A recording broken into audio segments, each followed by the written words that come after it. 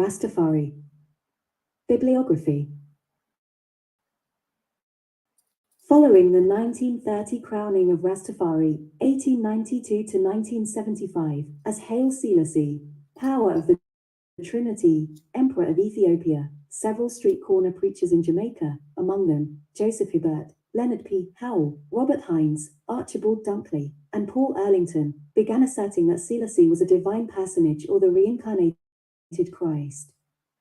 For these Jamaicans, Selassie embodied Marcus Garvey's vision of black pride, self-reliance, and repatriation to Africa, signaled the restoration of Ethiopia's ancient glory, and fulfilled the Bible's prophecies of a messianic deliverer. In proclaiming Selassie a messianic figure, they pinned on him their longing for liberation from the legacy of slavery and colonialism. From the activities of these founding personalities there emerged a set of religious, social, and political beliefs known as Rastafari, or Rastafarianism, the adherents of which are termed Rastas, or Rastafarians. From its beginning, Rastafari represented a fundamental critique of the values and institutions of Jamaican society, indicated their rejection of both European religion and the authority of the colonial state. By referring to Jamaica as Babylon, land of exile, oppression with no redeemable values or institutions, and declared their intention to repatriate to their African homeland, from which they had been stolen. The Rastas' explicit promulgation of black superiority, admittedly, an overcompensation for centuries of denigration, not just a rejection of the ideology of white supremacy, but even more a reclamation of blackness and of Africa. From the 1930s to the 1960s, conflict characterized the relationship between Rastafari and Jamaican civil authorities. The charismatic Rastafarian leader Leonard P. Howell exemplified this conflict in the early decades. For inveighing against the British colonial government, he was repeatedly arrested and imprisoned. Law enforcement also repeatedly raided Pinnacle, the commune he established, and eventually demolished it in 1954. The authorities concluded that Howell was demented and committed him to a mental institution. After his release, Howell lived in relative obscurity until his death in the mid-1980s.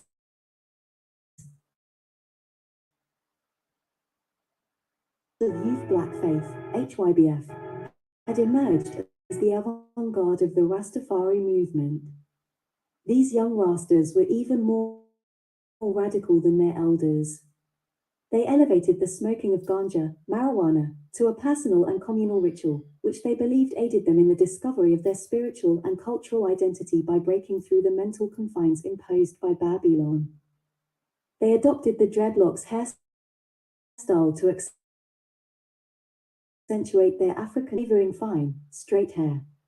They are also credited with the development of dread talk, an argot that made their speech often unintelligible to outsiders. Furthermore, HYBF projected an aura of militancy through marches and street meetings, vitriolic language calling down blood and fire on Babylon and its agents, and the flaunting of laws against ganja possession and use.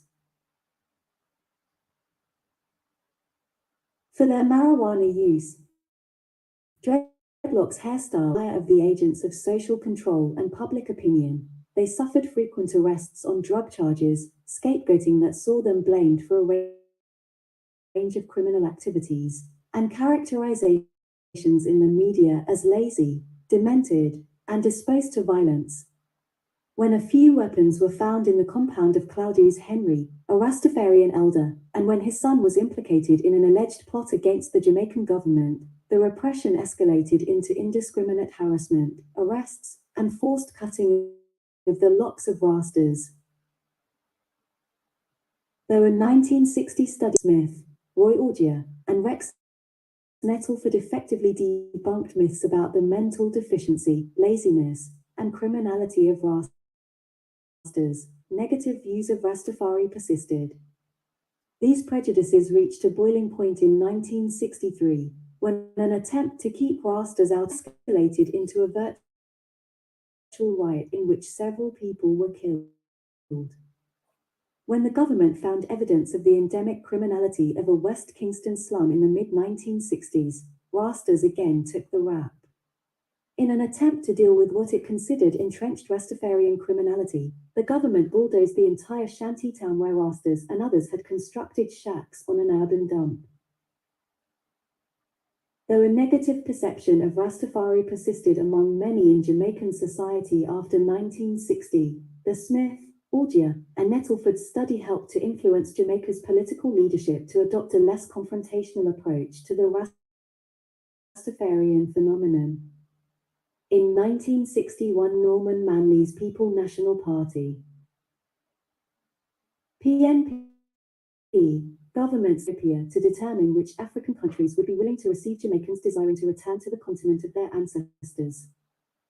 The official report indicated that these countries were only willing to welcome educated and skilled workers.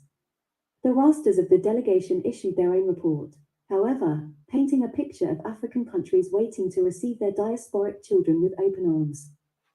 Jamaica gained its independence in 1962 under a new Jamaican Labour Party, JLP, government that was less disposed to pursue repatriation for Rastas. Though some Rastas formed their own delegation to make another trip to Africa in 1963, no official repatriation ever took place. Another measure growing out of the 1960 study was a concerted effort by the Jamaican government to. This included an invitation to the Ethiopian Orthodox Church to establish itself in Jamaica, and an exchange of visits by Jamaican and African dignitaries. The Ethiopian Orthodox Church eventually established further congregations in several other towns since then. Many Rastas identify with or have become members of this church, but they have often come into conflict with its orthodox teachings. The visitor exchange culminated with Haile Selassie's three-day visit to Jamaica in April 1966. From his arrival until his departure, he was greeted at every public appearance by throngs of Jamaicans, including a multitude of Rastas decked out in their symbolic among the invited guests at the Vale Royal residence of the Prime Minister, and at fancy hotels where events were held in honor of Selassie. According to reports, some members of the movement were even granted a private audience with the emperor. While Selassie publicly declared that he was not a divine personage, Rastas reported that he confirmed his divinity to them in private, and requested that they work for the liberation of Jamaica before repatriating. After Selassie's visit, the phrase liberation before repatriation gained currency among Rastas, and the fervor for repatriation seems to have diminished accordingly. Despite the new emphasis on the need for liberation, the visibility and civility of Rastas at public and private functions conferred a measure of legitimacy on the Rastafarian movement. By the late 1960s, signs of the changing perception and fortunes of Rastafari were becoming evident. One sign was the diffusion of Rastafarian principle and radical intellectuals. Young people, including many from mid-caps and the colors red, green, and gold, mode of speech, an ideological stance vis-à-vis the oppressive nature of Jamaican society. Many Black intellectuals, who had adopted the Black nationalism of the Black Power movement in the United States, found a vernacular expression of such nationalism in Rastafari and established dialogue with the movement. This is best exemplified by the Black Power radical Walter Rodney, a history professor at the University of the West Indies, Mona. Another sign was the growing influence of Rastafari on local popular music. In the 1950s, Rastafari adopted an African drumming style that had been preserved in Jamaica by a cultural group called the Buru. Rastas made this style into their ritual music and regarded it as having mystical power for use in the fight against oppression. In the early 1960s, Count Ossie, a Rastafarian drummer, arranged and accompanied O Carolina, which became a hugely popular song in Jamaica. For the first time, Rastafarian rhythms were incorporated into popular music. After the recording of O Carolina, Oss's compound in East Kingston became a gathering place where local musicians congregated and participated in lengthy jam sessions, thus fostering the exchange of musical ideas. These and other musicians began to incorporate Rastafarian rhythms into reggae music, and they eventually reproduced the whole range of Rastafarian rhythms on modern instruments. The incorporation of Rastafarian rhythms into Jamaican popular social criticism into the lyrics of popular songs. Lyricists, whether they were Rastas or not, tended to aim their barbs at the establishment, employing the verbal tools and the critical perspective of Rastafari. No one did this with more clarity and consistency than Bob Marley. His growing social consciousness and his proximity to his Rastafarian neighbors eventually led him to embrace Rastafari. In a short time, Marley made himself the public persona and international ambassador of Rastafari and reggae. Through his considerable repertoire, from Concrete Jungle to Redemption Song, Marley became the voice of the marginalized, expressing their critical assessment of the values and institutions of the West, their resolve and resilience in the struggle against extreme odds, and their determination to resist and rebel against their oppression. Despite their activism around issues relating to poverty, the importance of African heritage, repatriation of blacks to Africa, and the legalization of politics, to indicate their belief that it was marked by deception and trickery. However, some members of the movement have made forays into Jamaica's electoral politics. Ras Steer Black of the Jamaica Alliance movement in 2002 and after, and members of Imperial Ethiopian World Federation Party in 2003. In all instances, Rastafarian candidates received minimal support at the polls. Nevertheless, Rastafarian ideas, symbols, and lingo and Rastafari-inspired songs have been tools of political electioneering in Jamaica, as was particularly evident in the 1970s. During the lead-up to the 1972 Jamaican general election, the PNP leader, Michael Manley, presented himself as the champion of the poor masses. In doing so, he co-opted many of the ideas and much of the language used by Rastas in their criticism of Jamaica's socio-political of the ruling Jamaica Labour Party as agents of Babylon, and presented himself as Joshua, of biblical fame, presumably appointed by God to beat down Babylon and establish justice for all. A central symbol in this political drama was a walking stick continuously brandished by Michael Manley. Manley claimed to have received the stick from Haile Selassie during a visit to Addis Ababa. It was dubbed a rod of correction and portrayed as symbolic of Manley's authority, bestowed by Jah, God, or Selassie, to right the wrongs of Jamaican society. Probably the most effective electioneering tool in Jamaica in the 1970s was reggae music, with its Rastafari-inspired lyrics. Manley and the PNP adopted such songs as Better Must Come, Beat Down Babylon, and DEM Half Fee Get a Beaten to convey to the masses that they intended to change fundamentally social conditions in Jamaica. Such Rastafarian terms as One Love, Peace and Love, and Hail the Man flowed from the lips of PNP politicians in a streetwise and populist attempt to woo the young and poor who made up the majority of the voting public. While the PNP 1972 and 1976 elections, the JLP was also quick to invoke the vernacular culture deeply influenced by Rastafari.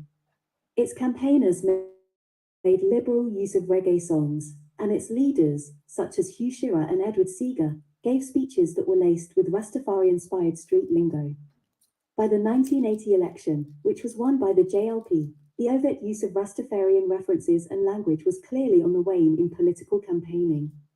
Manley had become steeped in Marxist socialist rhetoric, whereas Seager, who had become the leader of the JLP, appealed more to the folk Christian sensibilities of followers of revivalism and Pentecostalism, religious movements that are even more pervasive in Jamaican society than Rastafari.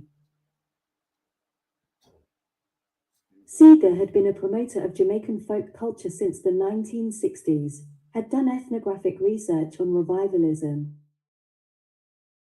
and had been rumored to be a secret practitioner of its healing arts.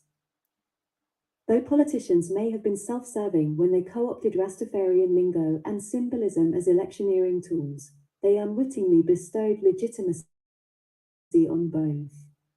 Artists such as Desmond Dekker, Toots and the Maytals, and Jimmy Cliff gained international success, while Bob Marley and the Wailers achieved superstardom, making them the epitome of reggae's cultural ascendancy. Despite earlier misgivings, Jamaicans of all walks of life came to embrace reggae as Jamaica's cultural gift to the world. Marley was eventually awarded Jamaica's second highest honor, the Order of Merit, and at his passing he received a state funeral. Since then, reggae and Rastafari have become a source of inspiration for artistic and cultural production in Jamaica, the Caribbean, and beyond. From its inauspicious beginnings among the marginalized in Jamaica, Rastafari has blossomed into a global religious and cultural movement. Today, Rastafari claims followers throughout the Caribbean, including Cuba, in West and Southern Africa, throughout North America and Europe, in Central and South America, especially Brazil, in New Zealand and Australia, and even in Japan. The spread of Rastafari has been facilitated by international travel and migration, and by the worldwide distribution of reggae via the global music industry and communication technology. Jamaicans, including Rastas, to England and North America. When many of the children of these immigrants looked to Jamaica in the 1960s and 1970s for something to counter the alienation they felt in both a critique of alienating Western culture and a sense of self that celebrated their African heritage. Students from other Caribbean islands studying in Jamaica, and Jamaicans traveling to and studying in other parts of practices throughout the Caribbean, especially to Barbados, Cuba, Dominica, and Trinidad and Tobago.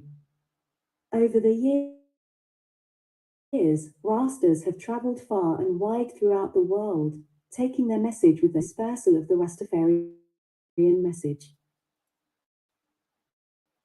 Probably even more important than travel and migration has been the spreading of the Rastafarian message through reggae music.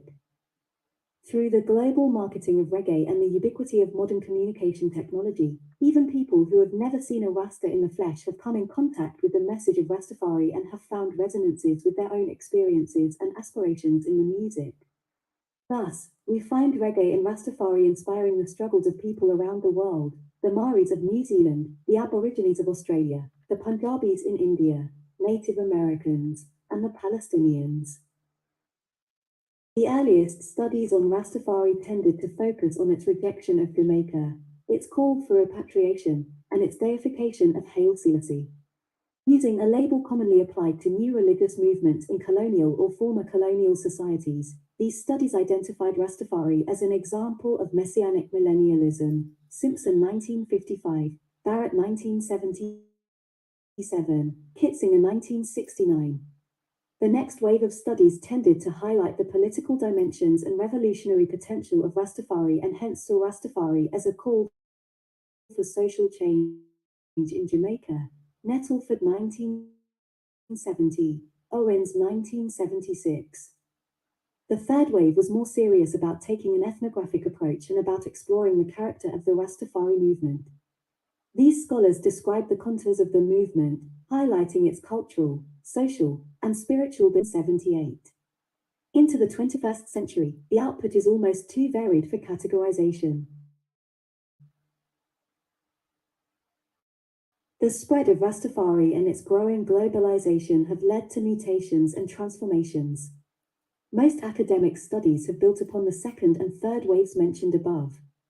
In addition, many Rastas have written accounts and interpretations of their experiences. Numerous studies of reggae and its relationship to Rastafari have been published. Biographies of Rastafarian reggae artists, chiefly Marley, abound, and various studies of Rastafari in a range of locations. Britain, West Africa, South Africa, Brazil, Trinidad, Dominica, Cuba are now available.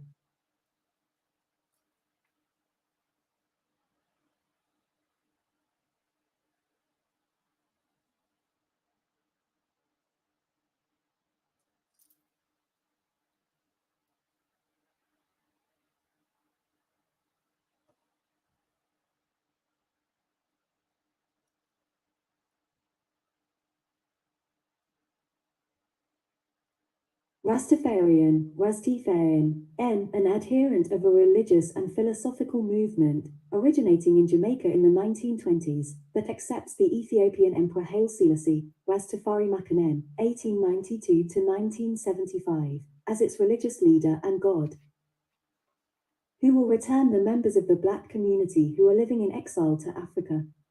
Many Rastafarians believe the chosen few will continue to live forever in their current bodies. Adherence to the particular set of beliefs, values, and practices that constitute their religion may be of great importance to patients and their families. It is therefore essential that nurses should acquire at least a basic knowledge of the most common religions in order to deliver holistic care that meets their patients' needs. Religious beliefs may have implications for diet, dress, and medication, as well as procedures followed at birth and death. The sections below are outlines of the most commonly encountered religions. They focus on elements likely to have relevance to nursing practice and are by no means exhaustive, being intended only as a guide to enable appropriate care to be given. Nurses are urged to check the details of their patients' religious practices and not to make assumptions.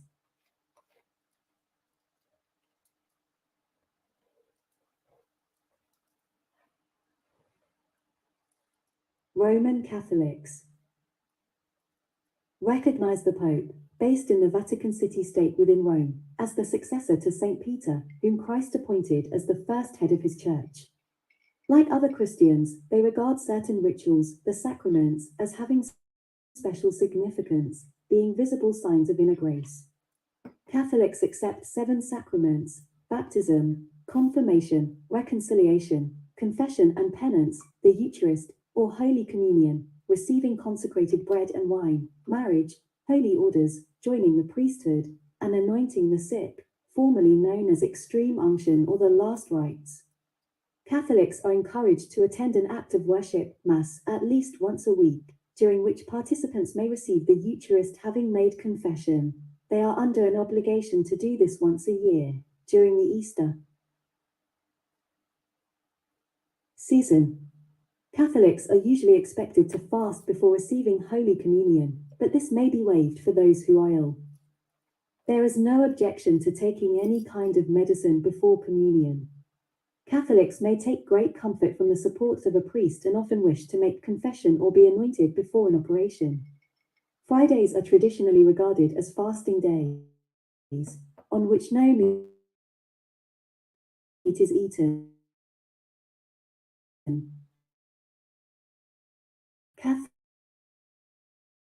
Catholics who fasting is also organ donation. The Church believes that using artificial methods of contraception is intrinsically evil, regardless of the consequences. Catholics are permitted to use only natural methods of birth control. Abortion is regarded as a moral evil whatever the reasons for it. Holding that human life begins at fertilization, Catholics are opposed to experimentation on human embryos and reject IVF treatment for couples who cannot conceive naturally. The Church considers it morally acceptable to refuse extraordinary and aggressive medical means to preserve life. It sees the refusal of such treatment not as euthanasia, which the Church regards as morally wrong, but as a proper acceptance of the human condition in the face of death. Protestants are of the Christian faith. They include, among others, members of the Church of England and the other churches of the Anglican Communion, Baptists, Presbyterians, and Methodists. Their beliefs and practices vary quite widely. The only generally accepted sacraments are baptism and Holy Communion. Patients may wish to take communion in a similar way to Roman Catholics. Access to a chaplain is important, and some patients may wish to fast on Fridays or during Lent. Although most Protestants are opposed in principle to abortion, many accept that there are some situations in which it is indicated, as when the health of the mother would be severely compromised by continuing the pregnancy has been diagnosed in the fetus. They generally regard suicide as morally wrong and do not support euthanasia.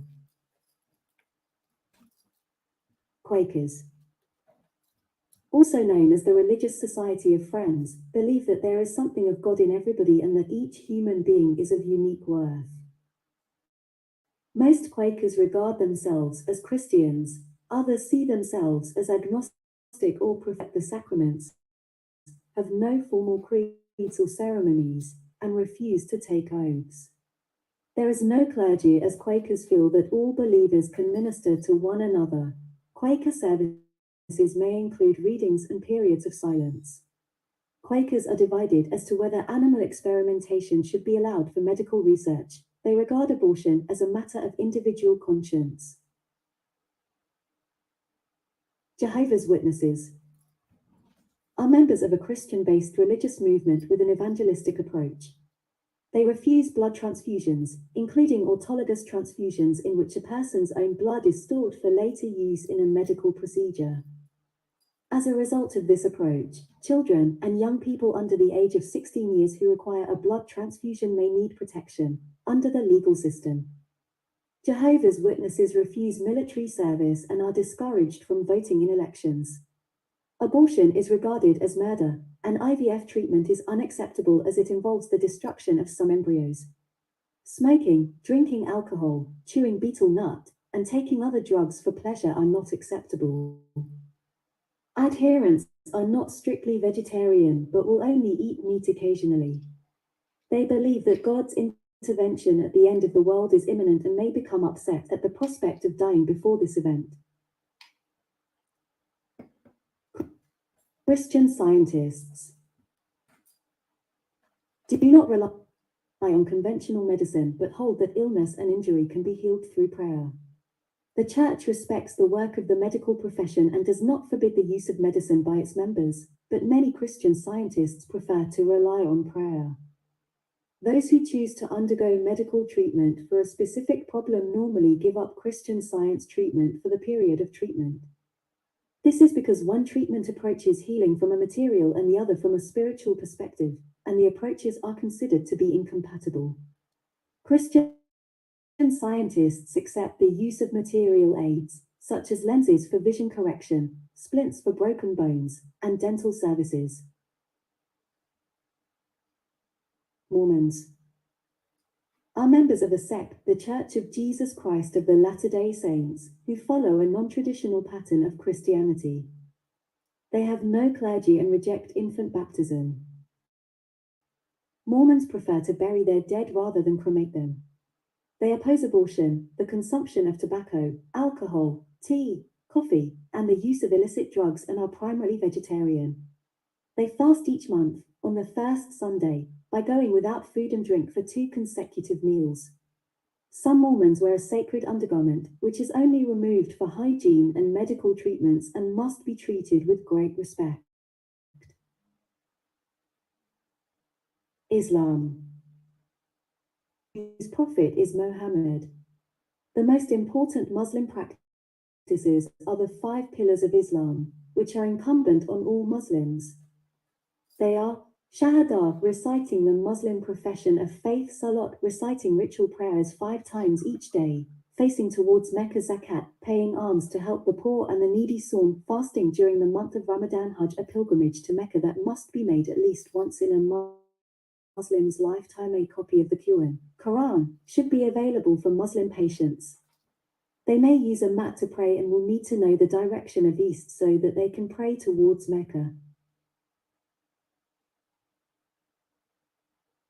Certain foods are prohibited, including pork and its byproducts, blood, and the flesh of animals that have died without being ritually slaughtered and fully bled.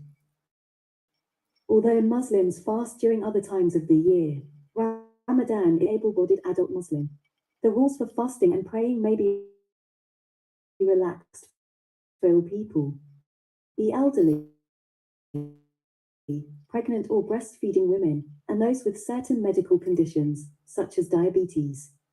Insulin treatment for diabetics who wish to fast may need to be adjusted during Ramadan.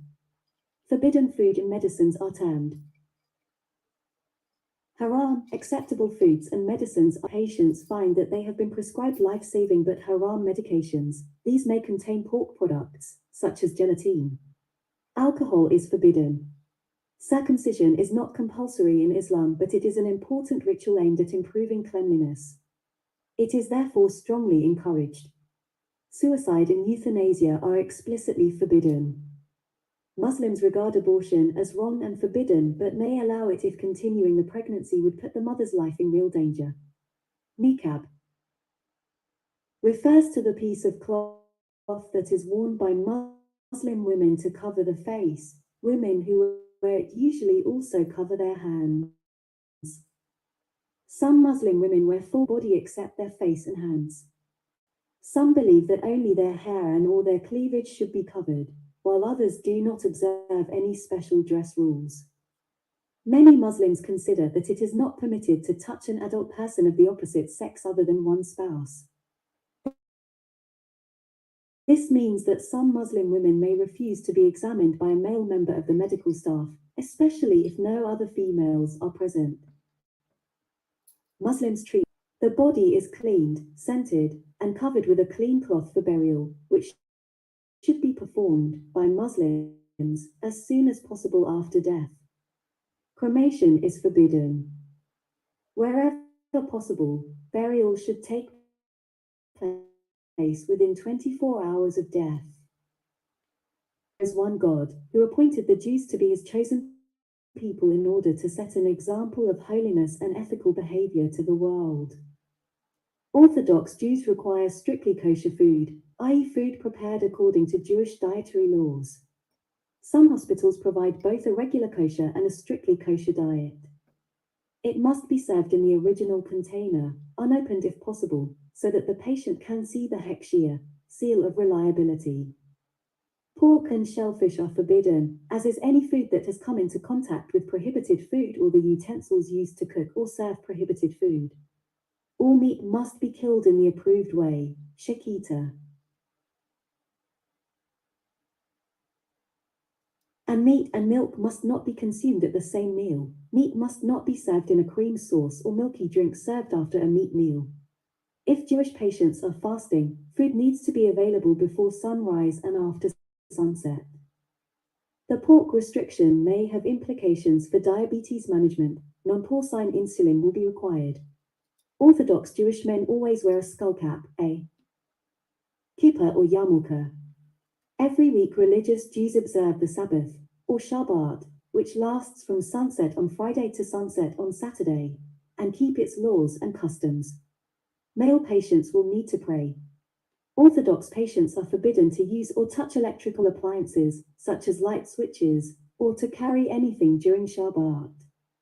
When dealing with patients of the opposite sex, avoid touching or other contact unless medically necessary. Women prefer to keep their bodies and limbs completely covered. Circumcision for male babies shortly after birth is a religious and cultural practice that is considered to be fundamental to Judaism. However, not all Jews regard circumcision as an absolute requirement. All forms of contraception are permitted in Judaism in appropriate circumstances. Jewish law does not forbid abortion but does not permit it on demand. Because the mother's life takes precedence over the life of the fetus, abortion may be performed to save the life of the mother. Jewish law forbids suicide and active euthanasia. Although organ donation is allowed in order to save lives, Orthodox Jews do not permit it. Dying patients should not be left alone and their relatives may wish to stay. After death, the body should be touched as little as possible. It is traditionally regarded as sacred and should not be damaged in any way. Orthodox Jews do not permit post-mortems unless required by law. Relatives may wish to keep vigil over the body. If death happens during the Sabbath, the body should be left and burial should take place within 24 hours if possible. Hinduism is a religious tradition that originated in the Indian subcontinent. It is a diverse and ancient religion in which a variety of deities are worshipped in temples and the home. Of central importance is the belief in reincarnation, resulting in a profound respect for all forms of life. Most Hindus are vegetarians. Those who do eat meat abstain from beef and pork, and many avoid dairy products. Onions and garlic are avoided by many Hindus, as is alcohol. Fasts take place at various prescribed times. The cow is considered to be sacred, which may have implications in the treatment of diabetics. Non-bovine, non-porcine insulin should be used. Hinduism is generally opposed to abortion except when it is necessary to the religion. Decisions about organ donation and transplantation are left to individuals to make, but there are many references in Hindu scriptures that support the concept.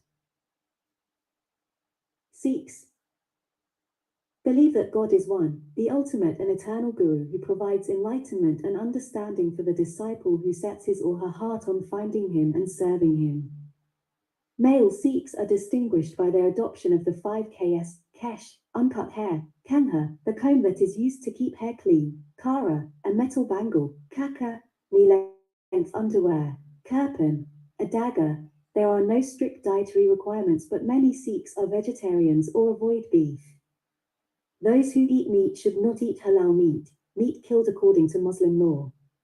Sikhs believe in reincarnation and therefore death may not be perceived as threatening or frightening. Their passing may be supported by readings from the holy texts and the attendance of family and friends. After death, religious symbols should not be removed from the body and the family should be asked about last offices. Buddhism is based on the teachings of Gautama Siddhartha, the Buddha, in the 6th century BC and focuses on personal spiritual development. Buddhists strive for a deep insight into the true nature of life and do not worship gods or adhere to a fixed set of doctrines. Traditional Buddhists reject abortion because it involves the deliberate destruction of a life. However, they may be willing to review this belief if abortion appears to be the lesser evil in the circumstances. In general, Buddhism prohibits the eating of all meat, because the killing of animals violates the first moral precept and because meat is considered an intoxicant to the body, which violates the 5th moral precept. Alcohol is likewise avoided. Rastafarians accept Haile Selassie, the former emperor of Ethiopia, as the living God incarnate. Many adhere to the dietary prohibitions in the Old Testament and will not eat pork or avoid any foods containing artificial additives. Some Rastafarians also reject synthetic or extracted drugs, insisting on purely natural remedies.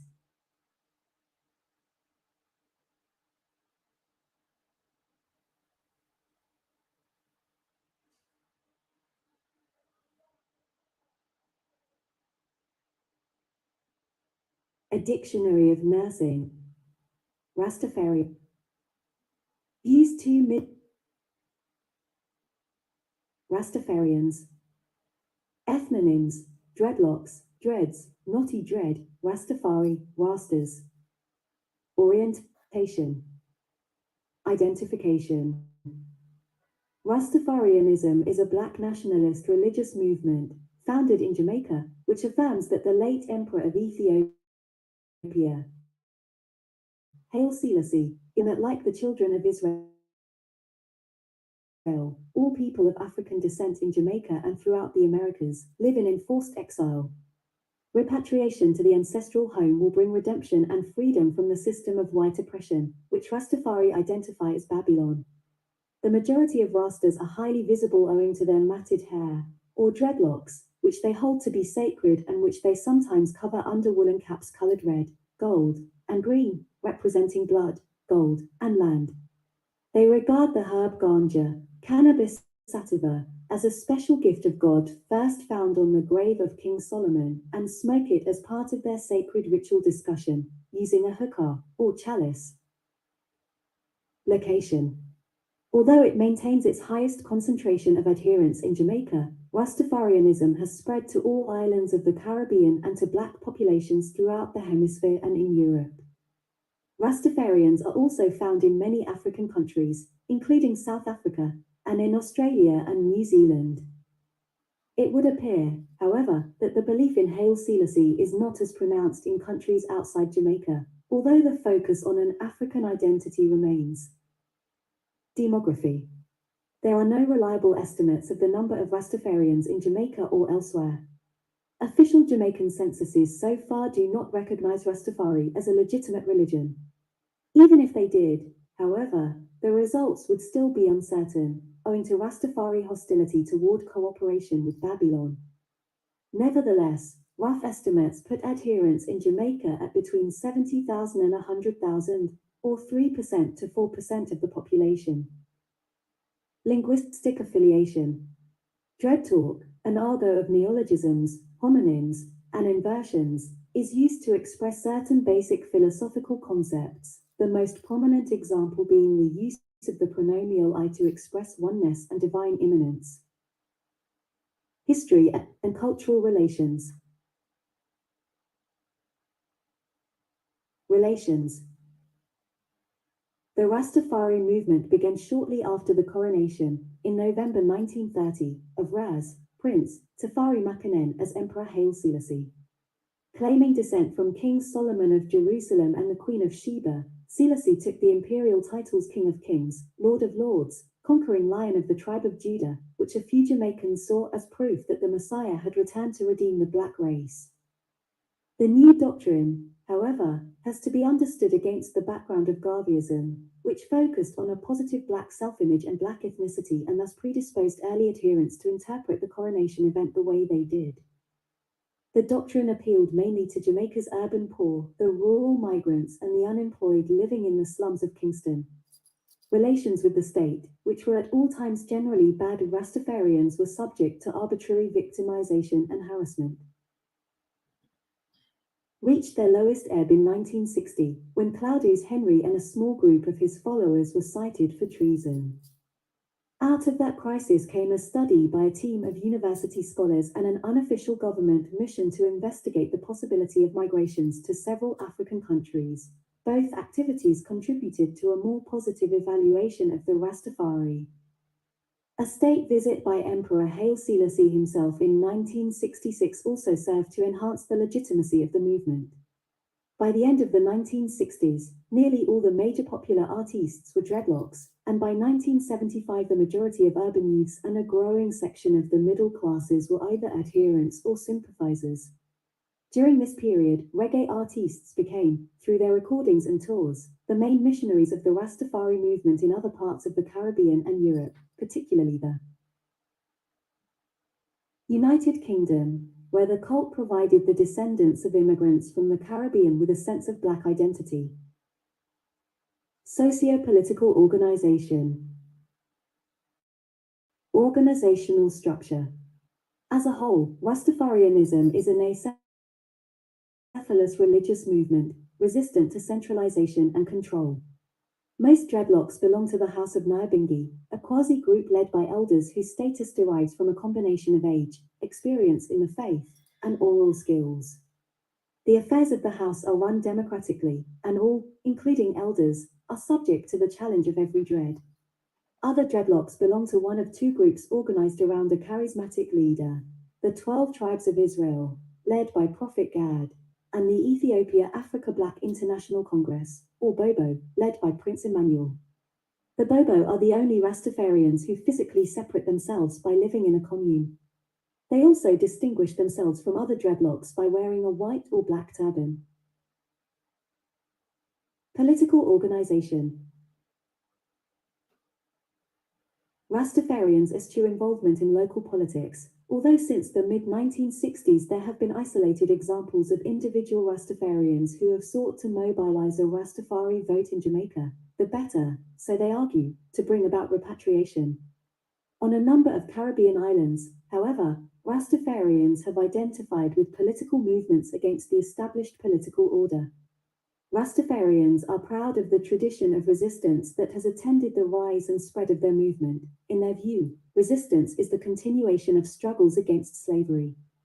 One of the founders, Leonard Howell, was imprisoned for preaching sedition. Others were imprisoned for defiance of colonial authority. Today, the Rastafari critique of society finds symbolic expression in dreadlocks, the Babylon metaphor, the use of ganja, and adoption of an African or Ethiopian identity. In Jamaica, Rastafarians were among the foremost local supporters of the anti-apartheid movement of South Africa.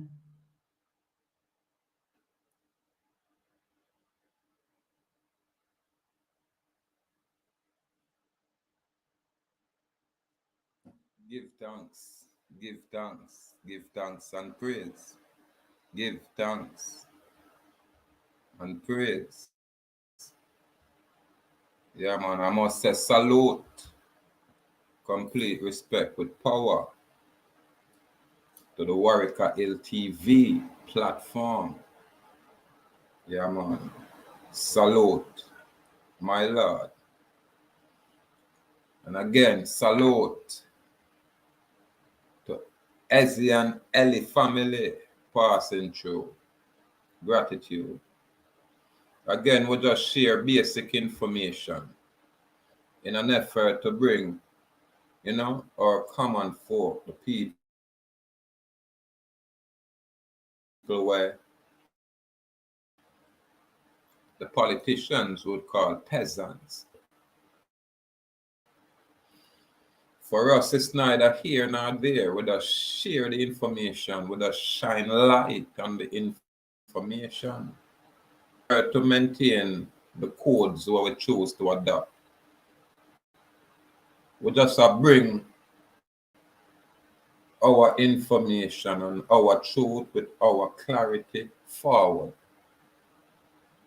We don't necessarily have interest to interfere with what anyone else choose to do out there. Wherever we can learn, we can choose to learn. And wherever we choose to ignore, we can just do that. Because we choose to say free will, just like how we are choose to exercise our freedom. We try to keep it simple. But again, we are no Africans here. This is the great agenda which brings this huge dilemma. Because we as the original American, what I'm call American black people, have always been, until the invasion by foreigners in the timeline of 1492, 1494, by Spanish invaders or the Moors of Spain, along with Christopher Colon of the Night of Columbus. So up until that invasion, we were a people existing harmoniously, unprovoked, unmolested, noble people. Yeah, man, American people. Until the usurpation by foreign invaders. So we just share basic information, again, for our common folk. We must say salute to the American original people of this hemisphere who are cognizant of that truth. Yeah, man, salute straight across the board, irrespective of your view, unique group of people. This West Indian group of people, non-African. Yeah, we say unification of our American location. So that include the archipelago, all these islands, including the mainland, north, south, and so-called central. This is the American hemisphere, and we are the original American people, known as the Aborigines, not just black people. Yeah, man, we are the autochthones of this location. This is who we are. So we have to dodge the hijack when we are present certain information. You people have to be mindful. When you hear people say, us as a people came here 50,000 years from Africa, you know, so that's fabrication.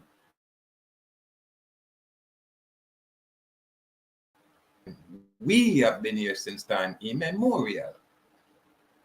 Yeah, man. So we have to just take it step by step and just bring forth our truth. Yeah, man, and keep it simple. Again, the brave may fall but never yield. And we say, I walk in their nation in America, bold and brave, firm and strong.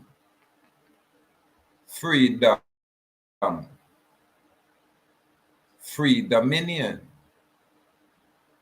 free domain. Again, when you choose your leaders, just look in the mirror.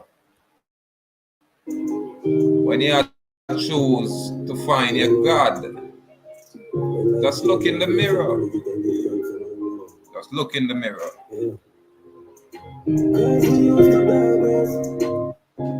You know, when life changes, you have to just acknowledge it and give thanks, you know what I mean? Yeah. Cause we used to darkness, yeah, we used to darkness. Yo, grandcom, we used to walk in, no my boy can't kill it out from a park them. Any city team, we never used to grab it. Look at God, man, lion, we never this one, we dog them. Rifle, I got them.